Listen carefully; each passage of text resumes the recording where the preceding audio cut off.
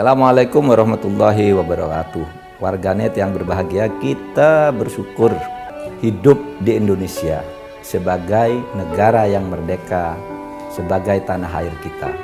Mari cintai tanah air kita ini agar kita bisa melaksanakan perintah Allah dengan sebaik-baiknya. Ketika Indonesia ini akan berdiri, umat Islam itu mencari model sebuah negara yang cocok bagi umat Islam. Digali dari kaidah bahwa mempunyai negara itu wajib hukumnya. Dalilnya, ma la yatimul wajib illa bihi fahuwa wajibun. Jika untuk melaksanakan satu perintah Allah yang wajib itu tidak bisa terlaksana kalau engkau tidak mempunyai sesuatu yang lain, maka sesuatu yang lain itu wajib hukumnya. Jika melaksanakan perintah Allah dengan baik, jika mau beribadah dengan baik, engkau tidak bisa melaksanakannya dengan baik itu kalau engkau tidak punya negara, maka punya negara itu wajib hukumnya. Itulah sebabnya pada waktu itu saat Indonesia sedang dijajah oleh negara asing, oleh bangsa asing, itu para ulama sudah berpikir kita harus punya negara karena kalau dijajah kita itu tidak baik cara beribadahnya. Lalu itu bertemu dengan kepentingan bangsa-bangsa, suku bangsa yang lain yang juga ingin negara. Nah disitulah kemudian ketika negara akan didirikan itu timbul perdebatan. Apakah kita ini mau mendirikan negara Islam atau negara kebangsaan gitu.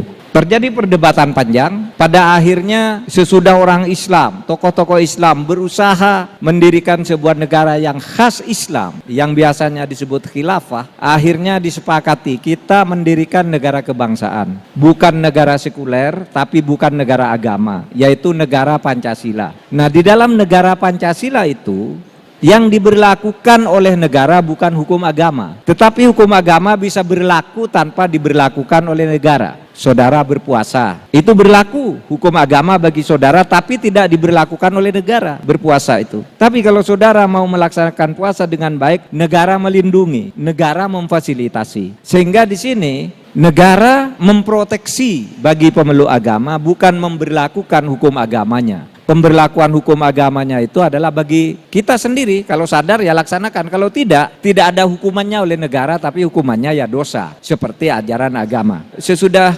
orang-orang Islam berjuang, memperjuangkan bentuk tertentu dari negara tidak berhasil, karena kemudian muncul negara kesepakatan yang disebut Darul Mitsaq. Negara kesepakatan itu, maka kemudian dicari dalilnya. Bagaimana sih caranya untuk bisa beribadah tanpa mempunyai negara yang formal Islam? Negaranya bukan negara Islam, tapi perlindungan negara diberikan terhadap orang Islam. Maka ditemukan di situ dalilnya lah, mala yudroku kulluhu la yudroku julluhu. Kalau engkau tidak bisa dapat seluruhnya, jangan tinggalkan seluruhnya, ambil sebagiannya. Kalau engkau tidak bisa membentuk negara ini sebagai negara Islam secara total, maka jangan tinggalkan negara ini. Tapi peluang-peluang yang masuk untuk melaksanakan ajaran Islam masuk dari bentuk itu. Sehingga kita tanpa bernama negara Islam, di sini syariat Islam subur.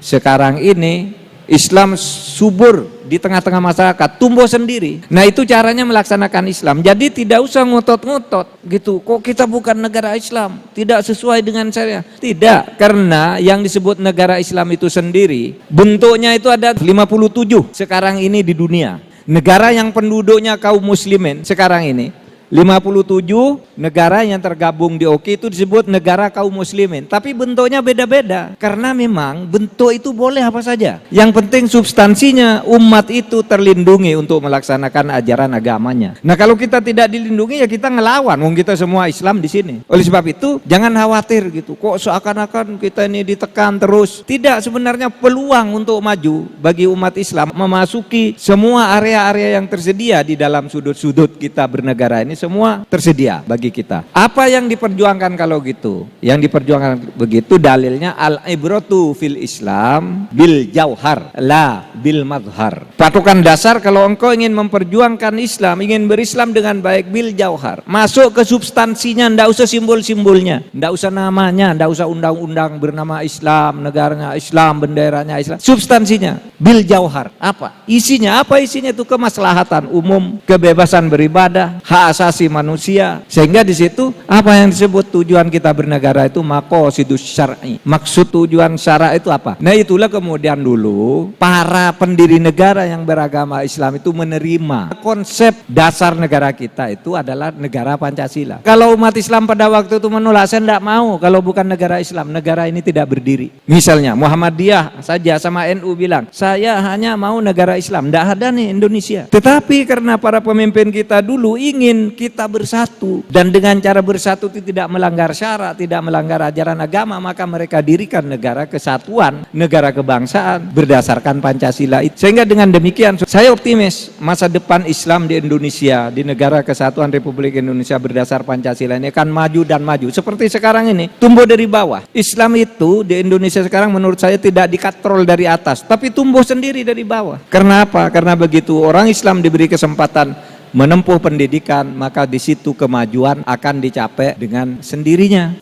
Perubahan suatu rezim atau era, hukum itu berjalan baik, tapi sesudah sekian lama hukum menjadi jelek karena kontrolnya berubah. Awal kemerdekaan bagus tuh hukumnya, tapi lama-lama timbul konflik. Awal demokrasi terpimpin, semua tertib, tapi lama-lama terjadi kesenangan berkepanjangan. Awal Orde Baru hebat, kebebasan pers, undang-undang DPR apa diatur semua, bagus awalnya. Minimal tahun 66 sampai tahun 69 bagus, mulai pemilu 71 mulai jelek. Era reformasi juga bagus banget, tapi lama-lama terjadi degradasi. Nah, ini yang harus kita perbaiki. Sehingga dengan demikian apa ingin saya katakan? Saya ingin menyampaikan hal-hal sebagai berikut. Parpol itu adalah instrumen konstitusi untuk menjaga negara. Oleh sebab itu partai politik harus diperbaiki tata kelolanya dan proses rekrutmen politisinya. Banyak orang mengatakan sekarang di medsos, bubarkan DPR, bubarkan parpol. Saudara, itu adalah pilihan yang sangat jelek. Saya ingin tegaskan, daripada tidak ada DPR, daripada tidak ada parpol, lebih baik kita hidup bernegara ini mempunyai DPR dan mempunyai parpol meskipun jelek. Kalau negara berubah ke monarki,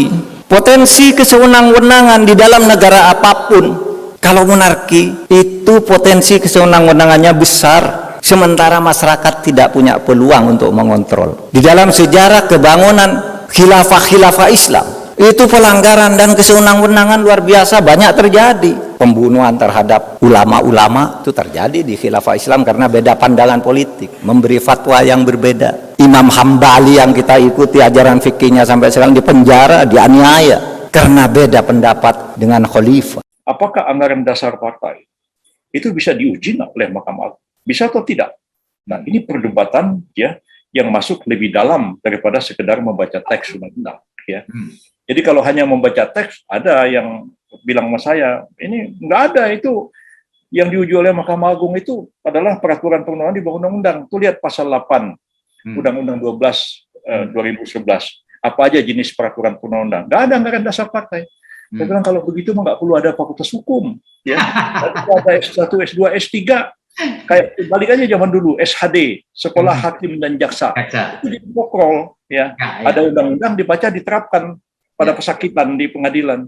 Nah, untuk apa ada filsafat hukum? Untuk apa ada teori ilmu hukum yang saya ngajarnya setengah mati sama mahasiswa, termasuk ngajarin si Bini Harman segala macam itu? Ya, jadi kok berpikir kok tiba-tiba jadi apa, jumud seperti itu, ya. Zainal Arifin Mukhtar lah, Seferi Amsari lah, segala macam. Loh, sejak kapan Anda jadi jumud? Ya. Hanya membaca hukum itu hanya membaca teks, ya. Beyond the text itu jauh lebih penting, dan itu ya ada pendekatan hermeneutika hukum, ya, pendekatan hermeneutik terhadap hukum. Itu bagaimana kita membaca sebuah teks dan menafsirkan teks. Ya, kalau ilmunya belum sampai ke sana, ya itu urusan mereka lah, ya, bukan urusan saya lagi. Nah, tapi saya mengatakan bahwa persoalannya begini. Coba baca Undang-Undang 12 2011 itu. Dikatakan bahwa undang-undang dapat mendelegasikan pengaturan lebih lanjut, ya, kepada, ya, peraturan perundang-undangan di bawah undang-undang. Oke, fine. Sekarang kita lihat undang-undang partai politik. Undang-undang partai politik mengatakan ketentuan lebih lanjut diatur di dalam anggaran dasar partai yang bersangkutan. Pertanyaannya, Undang-Undang 12 2011 itu mengatakan diatur lebih lanjut oleh peraturan perundang-undangan di bawah undang-undang. Ya. Sekarang Undang-Undang Partai mengatakan diatur dalam anggaran dasar. Lalu di mana kedudukan anggaran dasar itu? Apakah dia bentuk peraturan perundang-undangan? Apakah dia kuasi peraturan perundang-undangan? Ataukah dia sesuatu yang harus disetarakan dengan peraturan perundang-undangan di bawah undang-undang?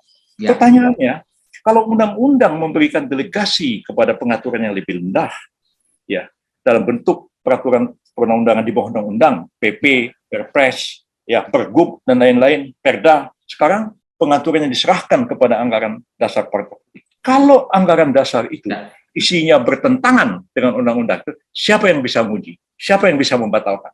Nggak ada jawaban. Dan kita tahu partai politik itu beda dengan yayasan, beda dengan PT.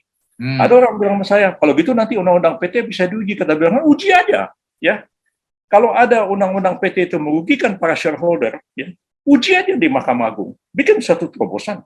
Jadi, siapa yang mau melarang? Oh, nanti kalau diuji, akan banyak sekali pengujian ke Mahkamah Agung. Lah, ada berapa banyak peraturan gubernur, berapa banyak peraturan wali kota, bupati, ada berapa banyak peraturan dirjen segala macam. Semua bisa diuji ke Mahkamah Agung, nggak ada persoalan.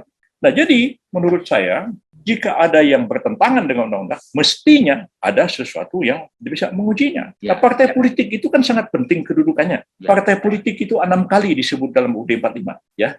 KPK yang bikin begidik orang dengan dia itu, tidak sepatah pun kata-kata KPK disebut dalam UUD 45. Jaksa tidak ada disebut kata-kata pun di dalam UUD 45. Partai politik itu 6 kali disebutkan. Partai politik ketika tidak bisa dibubarkan oleh presiden manapun, termasuk SBY, termasuk Jokowi. Dia hanya bisa dibubarkan oleh Mahkamah Konstitusi. Partai politik itulah satu-satunya yang bisa ikut pemilu.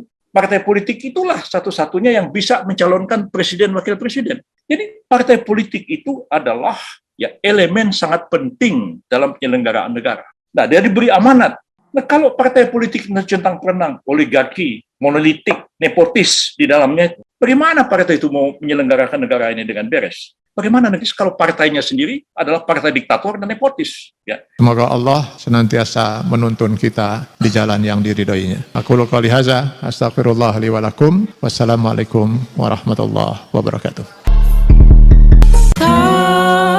Terima kasih.